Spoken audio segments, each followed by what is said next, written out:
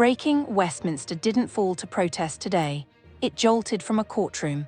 A single legal ruling has reopened one of Britain's most explosive cases, dragging Shamima Begum back into the political bloodstream and placing Keir Starmer under immediate pressure. Judges didn't shout, they didn't threaten. They did something far more dangerous for a government already under strain. They issued an ultimatum, a deadline, a legal demand. And a choice no Prime Minister wants to make, one that pits national security, public trust, and human rights against each other in full public view. Ministers were blindsided. Backbenchers panicked. Opposition sensed weakness.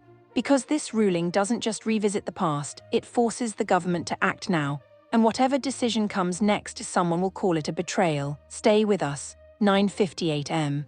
The courtroom is quiet when the judgment begins. No chanting, no spectacle, just legal language, precise, calm, devastating. Within minutes, phones across Whitehall light up. Not because the court sided with anyone, but because it refused to close the door. The ruling doesn't order immediate action. It does something worse for government control. It demands clarity. 10:05 am. The ultimatum emerges. Legal correspondents parse the wording carefully. One sentence stands out. The executive must now demonstrate, within a defined timeframe, how due process obligations are to be reconciled with security determinations. Translation inside Westminster is instant and brutal. Decide, explain, or return to court. A deadline unspoken publicly but clear in practice has been set, and it lands directly on the Prime Minister's desk. 10:20 am. Downing Street realizes the scale. This isn't just a Home Office problem. It isn't just a legal appeal. It's a constitutional collision. Courts demanding procedural justification, ministers insisting on security discretion, public opinion split, and unforgiving and advisor whispers. There is no outcome here that doesn't cost us. 10:45 am, Cabinet fault lines reopen inside Cabinet chat groups. Old divisions resurface instantly. One camp argues, hold the line. Security comes first. Another warns, if we ignore the court we look lawless. A third worries about timing. We are already under pressure. This reopens everything. No one says it aloud, but everyone thinks it. This case never goes away quietly. 11:30 am, opposition moves fast. Opposition figures don't wait for details. They frame the narrative immediately. The government has lost control of the legal process. This shows incompetence, not compassion. Starmer promised seriousness. This is chaos. The word chaos sticks because it fits the moment. 12:15 p.m. The PM stays silent again. Reporters gather outside. No 10. Cameras roll. Questions fly. Will the government comply? Will Parliament be consulted? Is citizenship policy at risk? No answer. A familiar pattern returns and critics notice instantly. A political editor says on air, silence might buy time legally, but it bleeds authority politically. 1:00 p.m. Public reaction splits. Hard social media fractures into two immovable camps.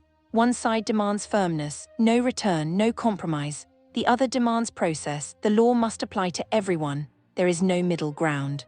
And governments drown in issues like this, not because of what they decide, but because of who they alienate. 2:10 p.m. Legal experts turn up the heat. Former judges and constitutional lawyers appear across media platforms. Their message is unified, even if opinions differ. The court is testing executive justification, not rewriting security policy.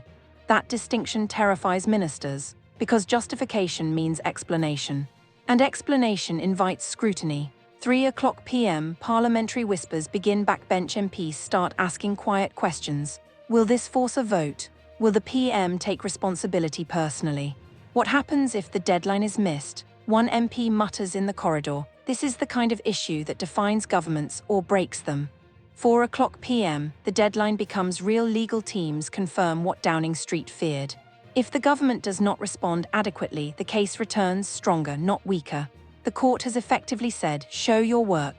And for a government already accused of indecision, that is a dangerous demand.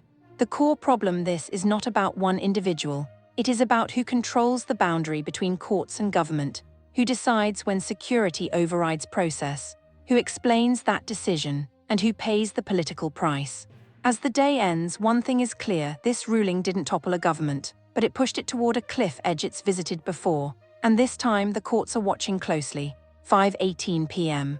The judgment hasn't even been online for 8 hours, and already it's clear, this isn't a legal problem that can be parked with a press line. Inside Whitehall, the phrase circulating isn't appeal or review, it's timeline. Because courts don't shout, they schedule, and scheduling is how pressure becomes unavoidable. 5:30 p.m., lawyers take control of the room. Senior government lawyers sit across from political advisors in a tense, fluorescent-lit meeting room. One lawyer taps the ruling, voice steady. The court isn't ordering an outcome, it's ordering reasoning.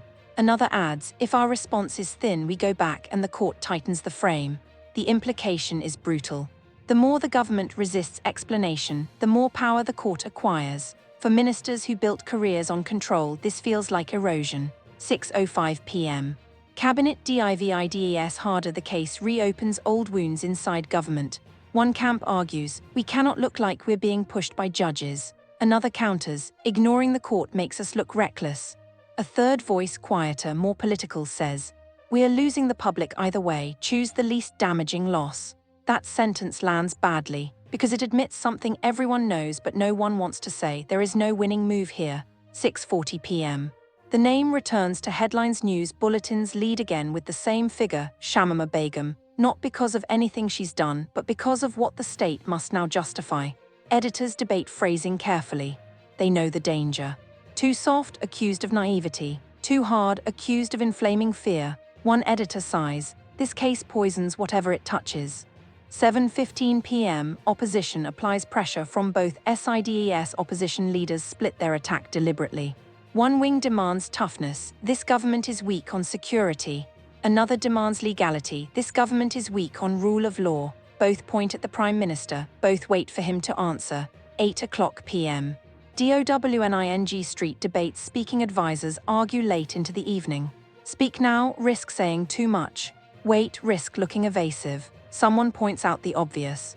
Every hour of silence lets others define this for us. The Prime Minister listens, he doesn't interrupt, and that silence again becomes part of the story. 9:10 p.m. Backbench fear. SETS in Labour MPs begin receiving emails from constituents. They fall into two categories. Do not let her back. The law must be followed. MPs read both and feel the ground shift beneath them. One backbencher texts a colleague, I can't square this circle on the doorstep. Another replies, no one can. 10:00 p.m. The deadline is confirmed. Legal teams confirm privately what everyone suspected. The government has weeks, not months. If the response lacks substance, the court will demand more publicly. A constitutional expert tells a broadcaster, this is how judicial oversight expands through unanswered questions. That sentence terrifies ministers. Because oversight, once expanded, rarely contracts. 11:30 p.m. The Prime Minister makes a decision inside No 10. Long after most offices go dark, Keir Starmer speaks quietly to senior staff. We will respond. Not defensively and not vaguely. He knows what this means. Any explanation detailed enough to satisfy the court will also expose the government to public scrutiny. But delay is no longer an option. 7:00 am. The morning after morning papers are unforgiving. Court forces government's hand. Starmer under legal ultimatum. Security versus law, no easy exit. Radio phone-ins ignite. The country isn't asking what should happen. It's asking who decides. 9:00 am. The core tension emerges as briefing notes are drafted and redrafted.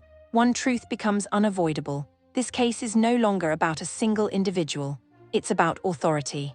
Does the executive explain itself to the courts? Can national security decisions remain opaque? What happens when secrecy collides with process? Governments prefer ambiguity, courts demand clarity, and clarity is politically lethal. The standoff is set by mid-morning. The contours of the crisis are fixed. The court has issued its challenge. The government must answer. The public is watching closely and unforgivingly. Whatever the Prime Minister says next will not end the controversy, but it will decide who controls the narrative. And in a government already accused of hesitation, this is a test it cannot afford to fail. 11:02 am. Cameras lock into place outside Downing Street. Reporters lean forward. Phones stop buzzing. After 2 days of pressure, Keir Starmer steps to the podium knowing one thing with absolute certainty. Whatever he says next will be used against him. 11:04 am. The Prime Minister speaks. His tone is careful, not defensive, not triumphant, measured. The government respects the courts and the rule of law, he begins, and we will respond fully to the judgment within the required timeframe. That line is for the judges. Then he pivots. National security decisions remain the responsibility of elected government. That line is for the public. And in that pivot, the fault line appears. Because he's trying to stand in two places at once. 11:07 am, the word everyone notices midway through the statement, one word lands harder than the rest: justification. We will provide detailed justification for our position. Legal correspondence exchange looks. Because justification is not reaffirmation, it's explanation. And explanation invites scrutiny. 11:10 am, questions cut deep, hands shoot up. A reporter asks what everyone wants answered. Prime Minister, does this mean the government is reconsidering its position in the Begum case? He doesn't say yes, he doesn't say no. We are responding to the court's request. Another asks, will Parliament have a say? Pause.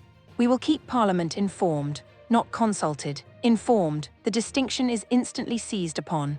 11:15 am, the opposition reacts in real time within minutes, statements flood out. One opposition figure says, this is a government being dragged, not leading. Another counters from a different angle. If the Prime Minister truly respected the rule of law, he wouldn't be hedging. Two attacks, opposite directions, same target. 11:30 am. Cabinet reads between the lines inside Whitehall. Ministers dissect every sentence. Some feel relief, at least we're responding. Others feel exposed. We've now committed to explaining security decisions. One senior figure says quietly, that's a door that doesn't close easily. Because once the executive explains one case under pressure, others will follow. 12 p.m, legal experts turn sharp. Former judges and constitutional scholars appear across broadcasts. Their assessment is blunt. The court has achieved exactly what it wanted: engagement. Another adds, if the government's response lacks depth, the judiciary will push further. This isn't escalation yet, it's leverage. 12:30 p.m. Public opinion splits cleanly. Polling snap surveys drop. The country divides almost perfectly in half. Half say security should override courts, half say courts must constrain government. Almost no one says the balance is right. One pollster summarizes it brutally: people don't agree, but they do agree this feels unresolved. Unresolved is dangerous. 1:15 p.m, the case re-enters the political core. MPs return to the Commons corridors. Questions multiply. Will there be a vote? Could citizenship law be challenged next? Has the court shifted the balance of power? One veteran MP says, this isn't about one person, it's about precedent. That word spreads quickly, precedent. 2:00 p.m, the name returns again despite attempts to reframe. Headlines still center on Shamima Begum. Not because of new developments, but because the legal process has dragged the case back into the national argument. Editors know it's radioactive. They run it anyway, because controversy drives attention, and this case guarantees it. 3:00 p.m, the court responds without speaking. There is no statement from the judiciary. No press release. No clarification. That silence is deliberate. Legal analysts explain, the court is now waiting, and waiting is power. The burden has shifted. The clock is ticking on the government, not the judiciary. 4:30 p.m. Backbench anxiety. GROWS constituency inboxes flood again. Some MPs report anger. Others report confusion. Most report exhaustion. A Labour backbencher confides, whatever happens next, this will come up every election. That's the cost of unresolved constitutional conflict. It lingers. 6:00 p.m, a government between institutions. As evening falls, the shape of the crisis becomes clear. This is no longer government versus individuals, security versus sympathy. It is now executive versus judiciary in the public eye. Starmer hasn't lost control, but he hasn't closed the case either. He has chosen engagement over confrontation, and that choice carries consequences. The final reality of day 3 by nightfall, 3 things are true. The court has asserted its role, the government has committed to respond, the public remains deeply divided. No victory. No collapse, just a narrow bridge over political fire. What happens next depends on what the government puts on paper, not what it says at a podium. Because the next response won't be rhetorical, it will be legal. And once it's submitted, there will be no ambiguity left to hide behind. This is no longer a political debate, it's a constitutional test. The courts have spoken, not with orders but with pressure. The government has responded, not with certainty but with commitment. And now Keir Starmer stands between two forces no leader can easily balance: security and the rule of law.